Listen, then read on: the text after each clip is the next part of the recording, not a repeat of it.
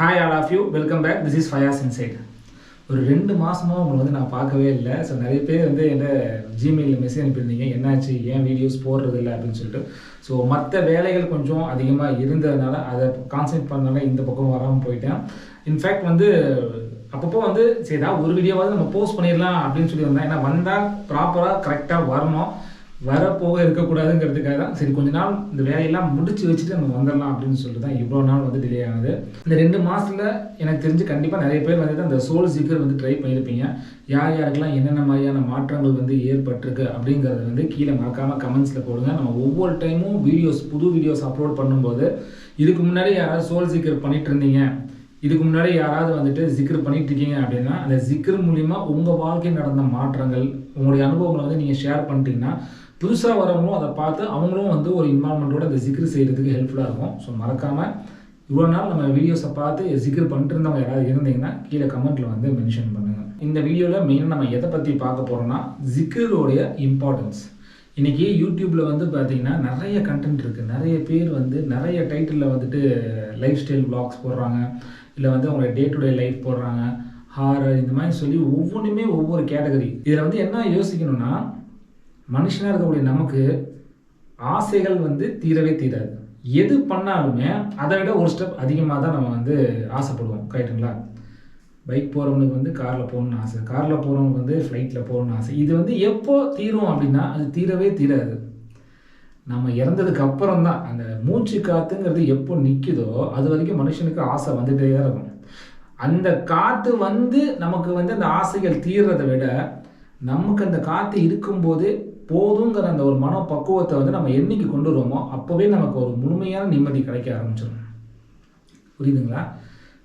ஆசை வந்து அளவுக்கு அதிகமாக நம்ம பட நமக்கு தேவையில்லாத ப்ரெஷரு, டென்ஷனு, இது எல்லாமே அதிகமாகிட்டு இருக்கும். தேவையுள்ள ஆசைகள் வேறு இருக்குது, தேவையில்லாத ஆசைகள் இருக்குது.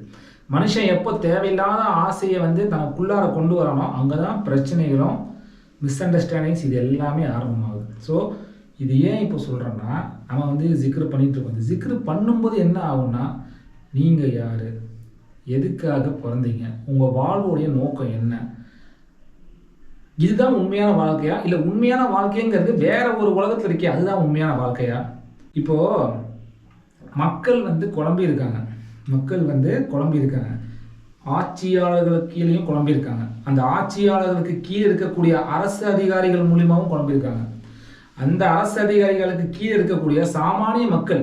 இப்போ யாரை பார்த்தாலுமே ஒரு சந்தேகம், இவங்களை நம்பலாமா வேணாமா, இவங்க சொல்கிறது உண்மையாக இருக்குமா பொய்யா இருக்குமா. இப்போ நமக்கே ஒரு சந்தேகம் வருது இல்லையா? ஸோ ஒரு சந்தேகமான ஒரு கால சூழ்நிலையில் நம்ம வாழ்ந்துட்டுருக்கோம். யாரை நம்புறது? கூட பிறந்த அண்ணன் தம்பியை கூட இப்போ வந்து யாரும் நம்ப மாட்டேங்கிறாங்க. கூட பிறந்த ஒரு பிளட் ரிலேட்டிவாக இருந்தால் கூட இவங்க நம்பலாமா, இந்த விஷயத்தில் இவங்க நம்பலாமா அப்படின்னு சொல்லி நமக்கே வந்து ஒரு டவுட் வருது பார்த்தீங்களா? ஸோ கூட இருக்கிறவங்களுக்கே நமக்கு இந்த ஒரு கேள்விக்குறி இருக்குது அப்படின்னா அப்போ அந்நிய ஆண்கள், அந்நிய பெண்கள் நமக்கு எப்படி நம்பிக்கை வரும்? ஸோ ஒரு குழப்பமான ஒரு கால சூழ்நிலை நம்ம வாழ்ந்துட்டுருக்கோம். நம்மளுடைய சுற்றுச்சூழல் அது ஒரு காரணம் சொல்லலாம். இது நம்மளாவே நம்மளுடைய கரங்களால் நாம் வந்து செய்யக்கூடிய ஒரு சில விஷயங்கள் வந்து நமக்கு நல்லதா கெட்டதான்னு கூட நமக்கு தெரியாது. வேறு வழி இல்லாமல் நம்ம நம்பி ஆகணுங்கிற ஒரு நிர்பந்தத்தில் இருக்கோம். இவங்க சொல்கிறது உண்மையோ பொய்யோ நம்ம வந்துட்டோம், நம்பி இதை செஞ்சு தான் ஆகணும் அப்படின்னு சொல்லி. ஸோ அந்த குழப்பமான சூழ்நிலை வந்து பார்த்திங்கன்னா மக்களோட மக்களாக இணைஞ்சிருக்கனால, இந்த உலக வாழ்க்கையில் வந்து நம்ம சூழ்ந்து இருக்கிறதுனால அதை பிரித்து பார்க்கக்கூடிய தன்மை வந்து நமக்கு எப்போ கிடைக்கும்னா, நாம் எப்போ இறைவனோட ஒன்று இணைஞ்சு அந்த இறைவனுடைய பாதையை நோக்கி நம்ம போகிறோமோ அப்போது அந்த பாதைகள் வந்து நமக்கு லேசாகும். எது நல்லதோ அது மட்டும்தான் நம்ம கிட்ட வரும், எது நமக்கு கெட்டதோ அது ஆட்டோமேட்டிக்காக நம்மளை அறியாமல் விலகி போயிடும். இந்த விலகி போகிறதெல்லாம் வந்துட்டு 3ஆம் கண், அந்த கஷ்பு பார்வைங்கிறது தெளிவாக இருக்கிறவங்களுக்கு தெரியும். கஷ்பு பார்வை இல்லைனாலும் 3ஆம் கண் இல்லாதவங்களுக்கு கூட அவங்களுக்கு 3ஆம் கண் ஓப்பனில் இருக்கா இல்லையாங்கிறது வந்து அவங்களுக்கு ஓப்பனில் தான் இருக்கும். பட் அவங்களால அது வந்து உணர முடியாது. அதுக்கு சில காலங்கள், சில நேரங்கள் வந்து டைம் எடுக்கும். ஏன்னா இந்த 3ஆம் கண்ணுங்கிறது ஃப்ராக்ஷன் ஆஃப் செகண்ட்ஸில் பண்ணக்கூடிய விஷயம் கிடையாது. இது வந்து ஒரு அனுபவ பாடம் மாதிரி. நம்ம வந்து லைஃப்பில் நிறைய போராட்டங்கள், இந்த ஸ்ட்ரகிள்ஸு, பெயின், இது எல்லாத்தையும் தாண்டி வந்தால் தான் அந்த ஒரு பொக்கிஷன் நமக்கு கிடைக்கும். எடுத்தோ கவுத்தோன்னு நடத்துறது கிடையாது. நமக்கு வந்து ரியல் லைஃப்பில் ப்ராக்டிசஸ் வேணும். ட்ரை பண்ணு அடிப்பட்டு அம்மிக்கல்லும் நகரும்னு சொல்லுவாங்க பார்த்தீங்களா, அந்த மாதிரி நம்ம எவ்வளோ தூரம் பொறுமையாக இருக்கோமோ அந்த பொறுமைக்கான பரிசு நிச்சயமாக கிடைக்கும். இந்த இறைவழி பாதையிலையும் அப்படிதான். நம்ம வந்து நிறைய போராட்டங்கள், நிறைய பிரச்சனைகள், நிறைய துரோகங்கள், நிறைய இழப்புகள், இது எல்லாத்தையும் நம்ம சந்திக்கிற மாதிரி இருக்கும். ஆனால் ஒன்று ஞாபகம் வச்சுக்கோங்க, நீங்கள் வந்து வெற்றியின் பாதையை நோக்கி போகிறீங்க, இறைவனை தேடி போகிறீங்க. உலகத்தில் உங்களுக்கு எது கிடைக்குதோ இல்லையோ, கண்டிப்பாக இறைவனை நோக்கி நம்ம போகும்போது நம்ம எடுத்து வைக்கக்கூடிய ஒவ்வொரு அடிக்குமே வந்து பார்த்திங்கன்னா இறைவன் மூலிமா நமக்கு ஏதாவது ஒரு நன்மைகள் வந்துட்டு தான் இருக்கும். கண்ணுக்கு தெரியாத பல நன்மைகள் நம்ம இறந்ததுக்கப்புறம் நம்ம இன்னமும் நிறைய காத்துட்டு தான் இருக்குது. ரொம்ப நாள் கழித்து வந்ததுனால நீங்கள் நிறைய பேர் வந்து அந்த ஜிக்கர் மெத்தட் இதெல்லாம் வந்து மறந்துருப்பீங்க. ஸோ அது எல்லாமே உங்களுக்கு ஒரு ரீஃப்ரெஷ்மெண்ட் பண்ணணுங்கிறதுக்காக தான் 2 months கழித்து வந்ததுனால தான் இவ்வளோ விஷயங்களும் வந்து உங்களை மெயினாக பேசுனது. இந்த ஜிக்கர், இந்த இறைவழி பாதை, இது வந்து எதுக்கு மெயினானா மனுஷனுடைய ஆசையை கட்டுப்படுத்துறது தான். ஏன்னா மனுஷன் வந்து இன்னைக்கு இஷ்டம் போக்கில் வாழ்ந்துட்டு இருக்கான். தான் எடுத்தது தான் முடிவு, தான் முடிவு பண்ணது தான் கரெக்டான வழி, நம்ம இந்த ட்ராக்ல போகலாம், நமக்கு யார் என்ன கேட்க போகிறாங்க, யாருக்கு தெரிய போகுது, நம்ம எதாவது தப்பு பண்ணால் யாருக்காவது தெரிய போகுதா, யார் இருக்கா நம்மளை கேள்வி கேட்க. அதாவது வெளியே சொல்லுவோம் கடவுள் இருக்கான், கடவுளுக்கு பயந்து நம்ம இருக்கணும் அப்படின்னு நம்ம சொல்லுவோம். ஆனால் நமக்கு நாம் முதல்ல உண்மையாக இருக்கணும், அதை வந்து நம்ம கேட்கணும். நாம் யாரையும் வந்து நம்ம இது சொல்ல வேணாம். நாம் தனியாக இருக்கும்போது நம்மளுக்கு உண்மையாக இருக்கோமா இல்லையா, இந்த ஒரு விஷயத்த யோசிச்சு பார்த்தாலே போகும். நம்ம கரெக்டாக இருக்கோமா, நம்ம வீட்டுக்கு ஒழுங்காக இருக்கோமா, நம்ம அப்பா அம்மாவுக்கு ஒழுங்காக இருக்கோமா, நம்மளுடைய ஒய்ஃபு குழந்தைங்களுக்கு உண்மையாக இருக்கோமா, சிங்கிளாக இருந்தால் நமக்கு நம்ம உண்மையாக இருக்கோமா. அப்போ ஏன் இதெல்லாம் நடக்குது, நம்ம ஏன் வந்து இந்த மாதிரி ஹைட் பண்ணுறோம், ஏன் வந்து நம்ம தப்பு பண்ணுறோம், நமக்கு என்ன தான் வேணும், என்ன கிடைச்சாதான் நம்ம திருப்தியாக இருப்போம், நாமளே ஒழுங்காக இல்லை, நாம் எப்படி மற்றவனை போய் நம்ம திருத்துவோம், மற்றவங்களுடைய குறைய நம்ம ஆராய்ச்சி பண்ணுறோமே, என்னைக்காவது நம்ம குறைய நாமளே செல்ஃபாக நம்ம யோசித்து என்னைக்காவது திருத்தணும்னு நினச்சிருக்கோமா. நம்ம திருத்தணும்னு நினச்சாலும் ஏன் நம்மளால் திருத்த முடிய மாட்டேங்குது. அப்போ எது வந்து இங்கே தடங்களாக இருக்குது, நாமளே திருத்தணும்னு நினச்சா கூட திருத்த முடிய மாட்டேங்குது. அப்போ என்ன விஷயம் தடையாக இருக்குது, நமக்கு என்ன விஷயம் தடையாக இருக்குங்கிறத நாம் யோசிக்கிறதுக்கே 1 மாதம் ஆகும். இன்றைக்கி அவ்வளோ விஷயங்கள் நம்மளை சூழ்ந்துருக்கு. எது நல்லது எது கெட்டதுங்கிறத பிரித்து பார்க்கக்கூடிய தன்மை நம்மளாலே பண்ண முடியுது. அந்த அளவுக்கு ஒரு மோசமான கால சூழ்நிலையில் நம்ம வாழ்ந்துட்டுருக்கோம். அதனால தான் நான் முன்னாடியே சொன்னேன், யூடியூப்பில் ஏகப்பட்ட கண்டென்ட்ஸ் இருக்குது, ஏகப்பட்ட விஷயங்கள் இருக்குது. ஆனால் மனுஷனாக வாழ்கிறதுக்கான ஒரு பயிற்சி, மனுஷன் இறைவனை நோக்கி போகிறதுக்கான ஒரு பயிற்சி, பாவகரமாக இருக்கக்கூடிய இந்த ஒரு காலகட்டத்தில், இந்த வாழ்க்கை உலக அமைப்பு இருக்கக்கூடிய இந்த சூழ்நிலையில் ஷைத்தானின் அடிச்சுவடில் பின்பற்றி அது பின்னாடி போயிடக்கூடாது, எப்படியாவது இறைவனை நோக்கி வந்துடணும். அதாவது என்னன்னா, எனக்கு ஒன்றும் ட்ரைனிங்லாம் கிடையாது. இன்றைக்கி நான் என்ன கற்றுக்கிறேனோ அதை வந்து நான் உங்களுக்கு சொல்லித்தரேன், ஓகேங்களா. ஸோ நிறைய பேர் வந்து இன்றைக்கி குரு ஹஜரத் இந்த மாதிரிலாம் சொல்கிறீங்க, அந்த மாதிரிலாம் ஒன்றும் கிடையாது. இன்றைக்கி நான் என்ன கற்றுக்கிறேனோ அதை வந்து உங்களுக்கு நான் ஷேர் பண்ணுறேன், அவ்வளோதான். நான் இந்த வீடியோ சொல்கிறத தாண்டி வேறு எந்த விஷயமும் எனக்கு தெரியாது. இன்றைக்கி என்ன கற்றுக்கிறேனோ அதை உங்களுக்கு சொல்லித்தரேன். ஸோ நானும் அதை செயல்படுத்துகிறேன், நீங்களும் அதை செயல்படுத்துங்க. ஃபஸ்ட்டு விஷயம் என்னென்னா, பாவங்களை வந்து விடுறதுக்கு முயற்சி பண்ணுங்கள். இதுவும் வந்து எடுத்த உடனே வந்து இதெல்லாம் நடக்காது. நீங்கள் யார் என்னென்ன பாவங்கள் பண்ணுறீங்கிறது உங்களுக்கு தான் தெரியும். ஸோ வெளிரங்கமாக செய்யக்கூடிய பாவங்கள், தனிப்பட்ட முறையில் செய்யக்கூடிய பாவங்கள், இப்படி 2 டைப்ஸ் இருக்குது. வெளிரங்கம்னா நீங்கள் பண்ணுறது மற்றவங்களுக்கு ஈஸியாக தெரியும், உள்ரங்கங்கிறது உங்களுக்கு மட்டும்தான் தெரியும். இதுதான் ரொம்ப டேஞ்சரானது. ஸோ இந்த மாதிரி பாவங்கள்லேருந்து முதல்ல வெளியே வரணும். ஏன்னா எது வந்து நீங்கள் ரொம்ப வருஷமாக செஞ்சுட்ருக்கீங்களோ அதை டார்கெட் பண்ணுங்கள். ஏன்னா நீங்கள் ரொம்ப வருஷமாக ஒரு விஷயத்த பண்ணிகிட்டே இருக்கீங்கன்னா கண்டிப்பாக அதுக்கு அடிக்ட் ஆகிருப்பீங்க. ஃபஸ்ட்டு அது பாவமாக இல்லையாங்கிறத நீங்கள் கன்ஃபார்ம் பண்ணிக்கோங்க. நம்ம பண்ணுறது பாவம் தான் அப்படிங்கிறது நமக்கு எப்போ தெரியும்னா, கரெக்டான ஆள்கிட்ட போய் அதை கேட்கணும், கரெக்டான ஆளுங்கள்கிட்ட கேட்கணும். நல்ல வயசில் மூத்தவங்களாக இருக்கிறவங்கள பார்த்து நம்ம கேட்கணும், இது வந்து தப்பா, இது வந்து சரியா, நான் பண்ணுறது இது சரியா தப்பாங்கிறது அவங்கள்ட்ட கேட்டு ஒரு ஆலோசனை பண்ணிங்கன்னா, முதல்ல நீங்கள் எதெல்லாம் தப்பு பண்ணுறீங்க, இதில் வந்து நீங்கள் வந்து வீக்காக இருக்கீங்க, இது ஃபஸ்ட்டு தெரிஞ்சுக்கணும். இதெல்லாம் தெரிஞ்சுக்கிட்டு அடுத்த ஸ்டெப் என்னென்னா, அதை விடுறதுக்கான முயற்சியில் வந்து இறங்கணும்.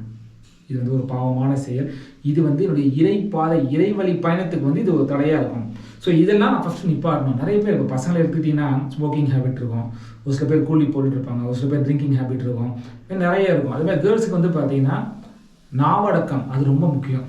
நாவடக்கம் இல்லை அப்படின்னா அது காசிப்பிங்னு சொல்லுவாங்க இல்லையா, அதாவது பக்கத்து வீட்டில் ஒரு சண்டை நடந்துகிட்ருக்கோம், இந்த பக்கத்து வீட்டில் நடக்கிற பிரச்சனையை வந்து தான் வீட்டில் நடக்கிற மாதிரி அது வந்து ஒரு கேலிக்குன்னெல்லாம் சொன்னாலும் சரி, இல்லை அவங்க வந்து அவள் இப்படி தான் பண்ணுவாள், அவளுக்கு இது தேவை தான் அப்படின்னு சொல்லி நம்ம அவங்க வீட்டு பிரச்சனையை வந்து நாம் பேசுகிறோம் இல்லையா, நம்மளுக்கும் அவங்களுக்கும் சண்டை இருந்திருக்காது, அவங்க வீட்டுக்குள்ளே தான் சண்டை இருக்கும். ஆனால் அது வந்து நம்ம வீட்டில் நடந்த மாதிரி நம்ம வந்து எக்ஸாரேட் பண்ணி ஒரு சில பேர் வந்துட்டு அதை சந்தோஷமாக சிரித்து என்ஜாய் பண்ணுவாங்க. நம்ம வீட்டில் இந்த மாதிரிலாம் நான் அவன் இப்படிலாம் பண்ணுறா பாருங்க. ஸோ இது வந்து ஒரு தவறான விஷயம் தான். இது வந்து வெளிரங்கமாக பார்க்கக்கூடிய விஷயங்கள். இப்போ இதுவே நீங்கள் உள்ரங்கத்தில் பார்த்தீங்கன்னா 4 கதவு பூட்டிட்டு நான் தப்பு பண்ணால் யாருக்குமே தெரியாது. ஸோ இதில் வந்து பார்த்தீங்கன்னா ஆண்களும் மாட்டுவாங்க, பெண்களும் மாட்டுவாங்க.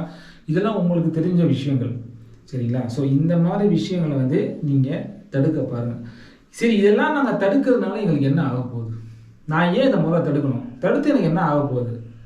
எல்லாருமே அப்படியே இருக்காங்க, எல்லாரும் அவங்க இஷ்டம் போக்கில் இருக்காங்க, நான் மட்டும் ஏன் அப்படி இருக்கணும் அப்படின்னு நீங்கள் கேட்டிங்கன்னா, நீங்கள் எது பண்ணாலுமே இது உங்களுடைய சந்தோஷம், உங்களுடைய திருப்திங்கிறதுக்காக நீங்கள் பண்ணுவீங்க. ஆனால் அது உங்களுக்கு நிலைக்காது. அதுக்கு என்ன ஒரு ப்ரூஃப் வேணும்னு கேட்டிங்கன்னா, உங்களுடைய கடந்த காலத்தை எடுத்து பாருங்கள்.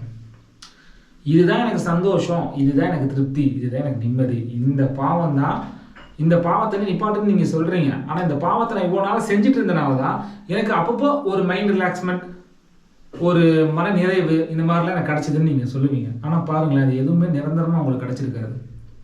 எதுவுமே நிரந்தரமாக கிடச்சிருக்காது. ட்ரிங்கிங் ஹேபிட்டு, ஸ்மோக்கிங் ஹேபிட் இருக்கக்கூடிய யாராவது இந்த வீடியோவை பார்த்தீங்கன்னா குறிப்பிட்ட நேரத்துக்கு வேணால் உங்களுக்கு அப்படி இருக்குமே தவிர, அதனால் வந்து உங்களுக்கு ஒரு சொசைட்டியில் ஒரு நல்ல பேரோ, உங்கள் வீட்டில் ஒரு நல்ல பேரோ, இல்லை உங்களுக்கு தனிப்பட்ட முறையில் எனக்கு ஒரு நல்ல ஒரு மாற்றம் ஏற்பட்டுச்சு என் வாழ்க்கை அப்படின்னு ஏதாவது சொல்ல முடியுமா? கண்டிப்பாக இருக்காது. ஏன்னா இதெல்லாம் வந்து ஷைத்தானுடைய சூழ்ச்சிகள். உங்களை எப்படியாவது வழி கிடைக்கணும், உங்களை வந்து இந்த ஒரு ட்ராக், இந்த ஒரு சூப்பரான ட்ராக் பக்கம் உங்களை போக விடாமல் தடுக்கிறது தான் இந்த ஷைத்தானுடைய வேலை.